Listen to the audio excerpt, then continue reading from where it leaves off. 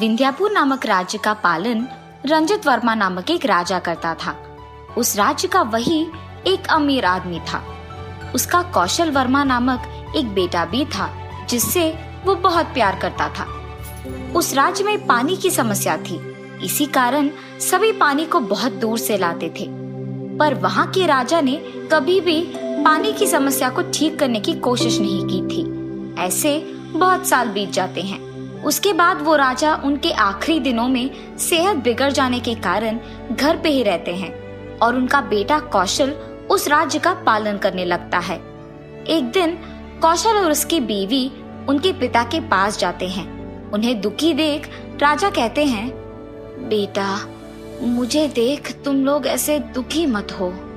हमारे राज्य में एक जादुई कुआं है और इसके बारे में सिर्फ मैं जानता हूँ।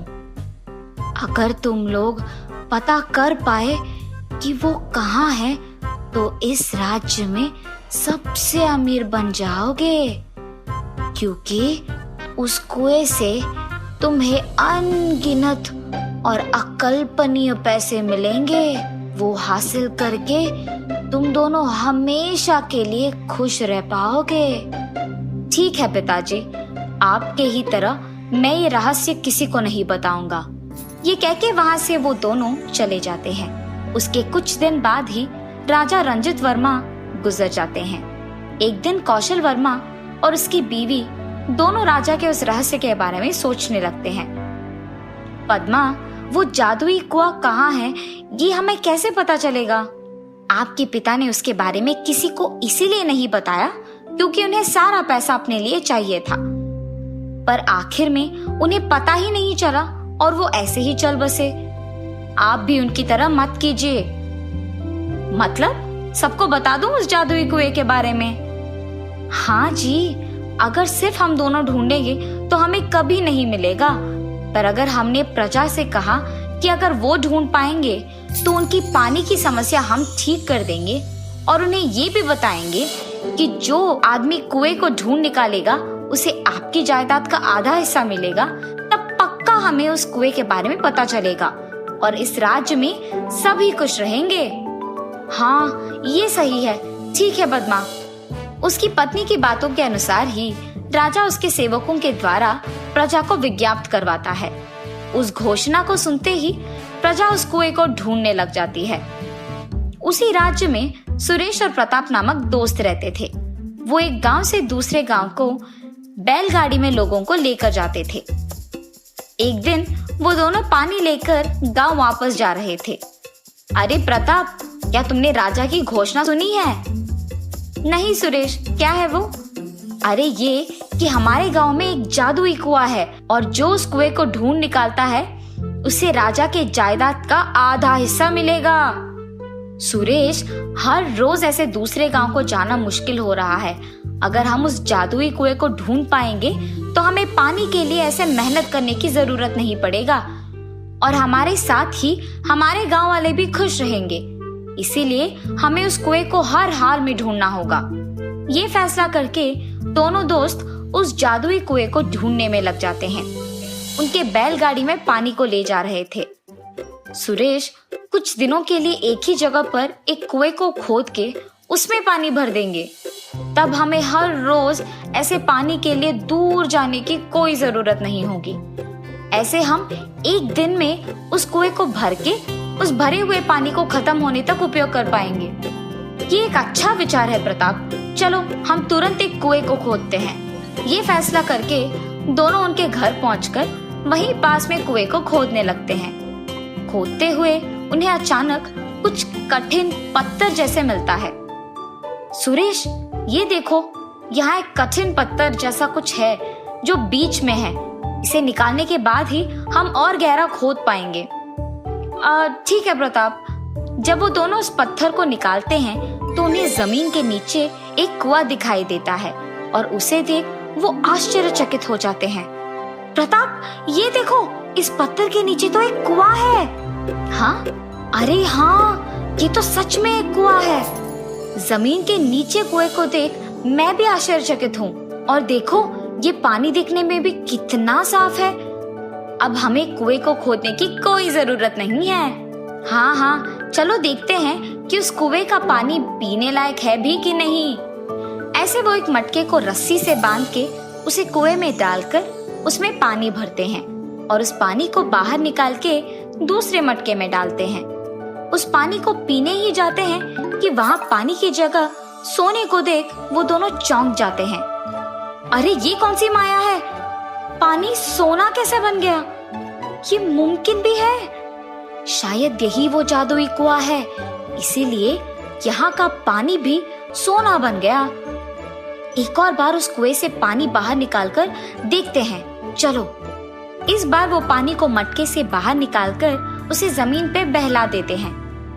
जमीन पे पानी उनकी आंखों के ठीक सामने सोने में बदल जाता है। ये देख वो दोनों बहुत खुश होते हैं। ऐसे वो खुशी खुशी कुएं से पानी निकालकर उसे जमीन पे बहने देते हैं। सुरेश, ये वाकई ही जादुई कुआं है। हमने इस कुएं के लिए जमीन के ऊपर तो बहुत ढूंढा, लेकिन जमीन के नीचे नहीं ढूंढा। अगर हमने आज कुएं के लिए खोदा नहीं होता तो ये कुआं हमें शायद कभी नहीं मिलता। हाँ प्रताप, मेरे हाथ बहुत दर्द दे रहे हैं। आज के लिए इतना सोना काफी है। कल यहाँ से कुछ और सोना लेकर जाएंगे, ठीक है? ये क्या बात हुई सुरेश? हम इसके बारे में राजा को नहीं बताएंगे क्या? क्योंकि तब वो हमारे पानी की समस्या का हल निकालेंगे और सारी प्रजा खुश रहेगी। प्रताप यार, दूसरों के बारे में हम क्यों सोचे? हम दोनों की खुशी बस है ना, इसीलिए हमें इस कुएं के बारे में किसी को बताना नहीं होगा। सुरेश, हमारे साथ साथ मुझे इस राज्य में भी सभी की खुशी जरूरत है, इसीलिए तुम आओ या ना आओ, मैं तो राजा से ये कहने जा रहा हूँ। और ऐसे प्रताप वहां से चलने लगता है। अगर प्रताप ने राजा से इस जादुई कुएं के बारे में कह दिया तो वो सारा उन्हीं का हो जाएगा और मैं उस कुएं से कुछ नहीं ले पाऊंगा। इसीलिए मुझे मेरे दोस्त को राजा के पास जाने से पहले ही रोकना होगा और उसे कैद करना होगा। इतने सोने से तो मैं सबसे अमीर बन जाऊंगा। ये फैसला करके वो उसके दोस्त को कैद कर देता है। उसके बाद से सुरेश हर रोज कुएं से कुछ सोना लेकर जाता था। ऐसे बहुत दिन बीत जाते हैं। बहुत दिनों से प्रताप के घर ना जाने के कारण उसकी बीवी चिंतित होती है और राजा के पास जाती है। राजा जी, मेरे पति सुरेश के साथ बैलगाड़ी चलाते हैं। वो कुछ दिनों से घर नहीं लौटे हैं और मुझे सुरेश पे शक है। मुझे बहुत डर लग रहा है। माता, आप फिक्र न कीजिए, मैं आपके पति को सही सलामत आपके पास लौटा दूंगा। आप हिम्मत से काम लीजिए। राजा के ऐसे कहने पर वो वहां से चले जाती है। सेवकों, सुरेश नामक आदमी का पता करके कुछ दिन उसका पीछा करो। जी प्रभु। राजा के आज्ञा के अनुसार ही सेवक सुरेश का पीछा करते हैं। एक दिन सुरेश रात के समय में उस जादुई कुएं के पास जाकर उसमें से पानी निकालकर उसे जमीन पे बहलाता है। पानी को सोने में बदलने के तुरंत बाद उसे वहां से लेकर जाता है। सेवक ये सब देख उसका पीछा करते हैं। सुरेश वो सोना लेकर उसके दोस्त के पास जाता है। ये देखो प्रताप, तुमने मुझे क्या करने पे मजबूर कर दिया। अगर तुमने मेरी बात मानी होती तो मेरे साथ तुम्हें भी ये सोना मिलता, लेकिन तुमने नहीं सुना और ये सारा सोना अब मेरा हो गया। ऐसे जब वो प्रताप से बात कर रहा था, उसके पीछे से राजा के सेवक आते हैं। प्रताप को मुक्त करके उन दोनों को राजा के पास ले जाकर उन्हें जो कुछ भी हुआ बताते हैं। सुरेश, ना ही तुमने मुझसे कुएं की बात छुपाई, बल्कि तुमने जिस आदमी को सच कहना था उसे भी कैद कर दिया। इसके लिए तुम्हें कड़ी से कड़ी सजा मिलेगी। और इतना ही नहीं, मैं तुम्हारे दोस्त को मेरे जायदाद का आधा हिस्सा दूंगा। प्रभु, मुझे आपकी जायदाद नहीं चाहिए, बस आप मेरे दोस्त को उसकी गलती के लिए माफ कर दीजिए।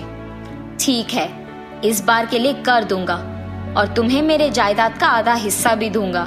राजा सुरेश को माफ करके उसका पूरा सोना हासिल कर लेते हैं।